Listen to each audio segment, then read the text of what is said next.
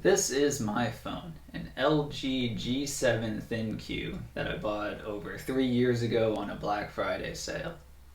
As you can see, it's cracked on the front and the back.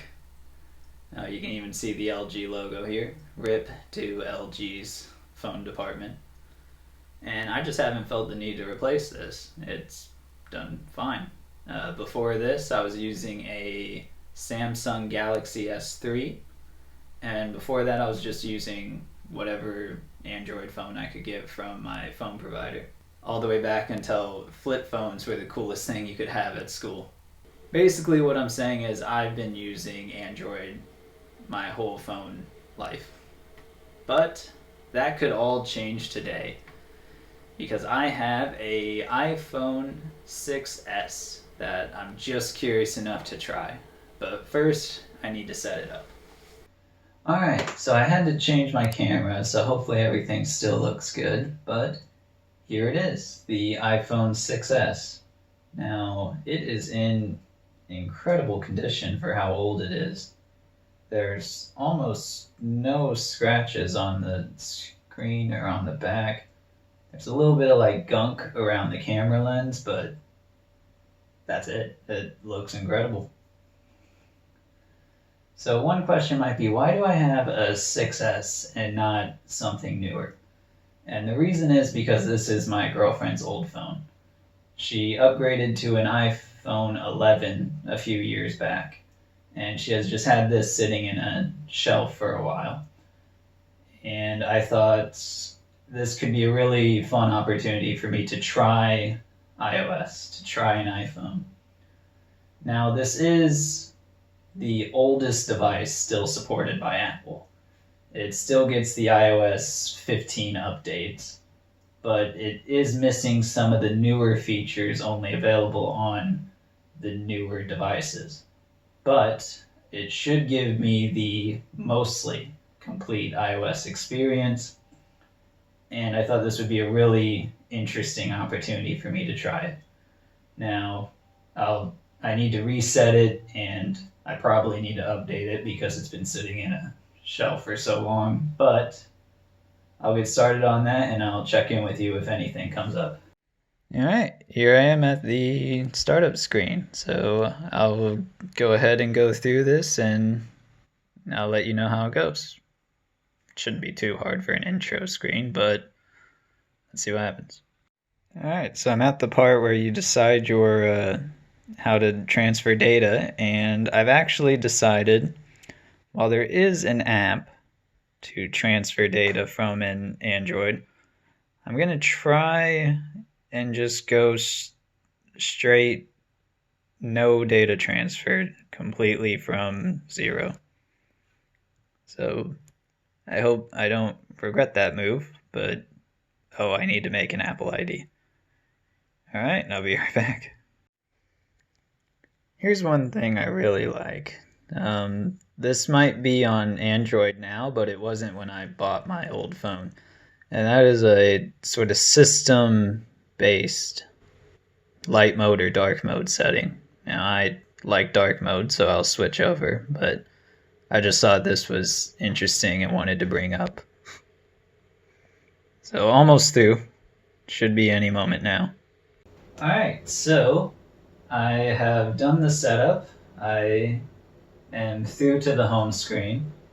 Now, so far the only thing I've done is set up screen recording, which I think is really cool that they have built in. I really hope that Android eventually gets to doing that.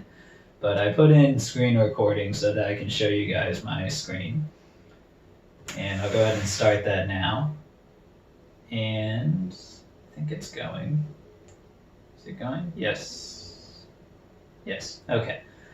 Now, the first thing I need to do is check my... Here we go, general. Check my updates. Check for updates. Out of curiosity. 13.3, and the current version is 15.31. So this is definitely out of date. Over 3 gigabyte update. So I'll start that now, and I'll check back in when this is done. Alright, so I got the update going. It says about 3 minutes for that.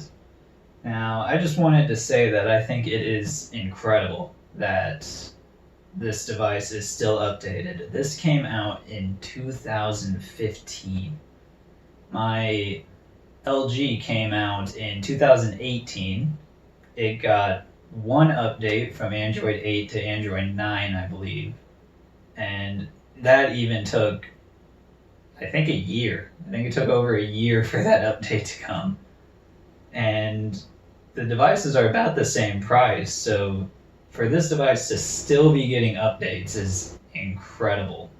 Apple has a lot of mixed messages on long-term support. The software side, it is second to none. On Android, the only one who even kind of competes is Google, with their Pixels getting 3 years of support. But this is running on 7 years, which is absolutely incredible. I could easily see how that long-term support could help someone justify the cost of these newer devices. Buying a new Galaxy, whatever they're on, I can't remember, for a few $1,000s, expecting only 1, maybe 2 years of updates, or a Pixel that gives 3, is a little difficult. But if you go out and you buy the new iPhone and you are confident that you could get 5, 6 plus years of support on it, I could definitely see how that could help someone justify the cost of especially the newer phones that have just been going up and up and up and up. But I just wanted to comment on that is something that Apple has done really well with their devices. I'll go ahead and check back in with you once the update is finished. Alright, there we go. We're all updated. Took a bit longer than I expected, but that's fine. This device is 7 years old and 2 update cycles out of date, so it's fine. But we're all in now, and I actually had to plug in a battery bank during that. So that does raise the question on these older devices. How is the battery looking? And battery health. And 67%, so not good. Now, Apple does offer a battery replacement service. If you're in the US, it's about $50, I think, on the S6 or 6S. And if you're more technically inclined, iFixit has a kit that you can buy for about $30 where you can replace the battery yourself if you're more technically inclined.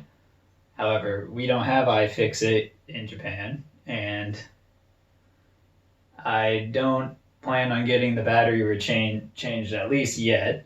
So for now, I'll probably get very comfortable with the battery banks. Other first impressions, though, now that I've been holding the device for a while, is that it feels very premium in the hand. When this was released, I believe it was about $750 out of contract, based on what I could find from my research.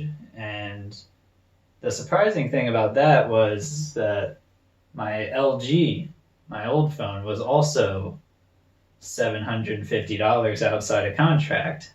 But in comparison, the LG almost feels like a toy, where it's like very slippery glass. It doesn't feel as good. This like aluminum casing feels much better in the hand. Good weight to it, good balance in the weight as well.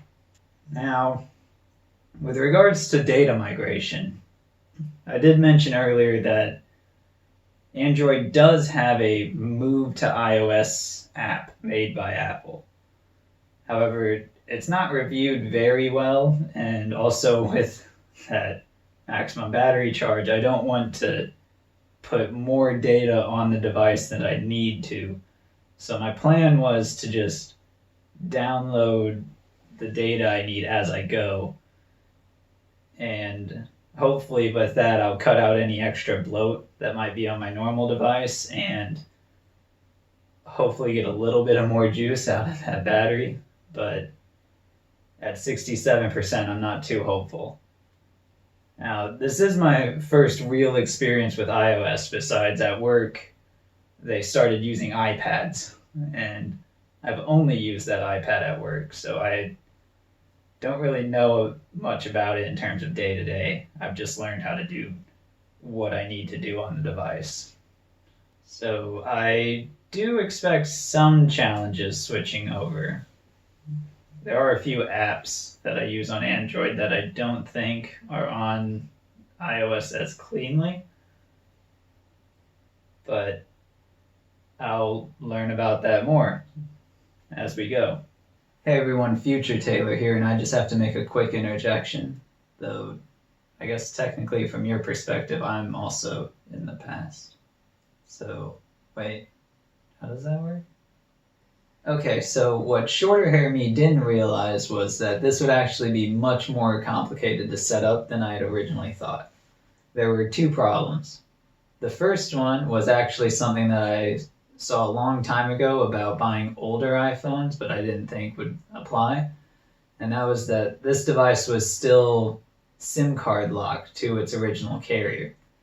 Now that ended up not being too much of a problem. We could just sign into the old account and request an unlock, which happened very quickly, so that was lucky. The second problem was that while in general you can use an Android SIM card and an iPhone SIM card interchangeably, the SIM card's not locked to a particular operating system. The old plan I had did lock them to that operating system. There were Android SIM cards and there were iPhone SIM cards. Now I got a new phone plan, and that phone plan thankfully lets me transfer the SIM card between devices however I wish, so I'm actually happy about that, and it ended up being just a little bit cheaper, which is always great. But those are some things to keep in mind if you're interested in switching between iPhone and Android or the other way around. So interjection over, back to shorter haired me. And that's it for this video. Thank you for watching. If you have any tips or tricks about using iOS, I'd love to hear them. I hope to make a few videos on my experience as a first-time iOS user and my learning the OS, and eventually if I decide to fully switch or go back to Android. But for now, I'll spend the next probably few days learning all the gestures and all the features of iOS. But I hope to see you in the next one. Thank you for watching.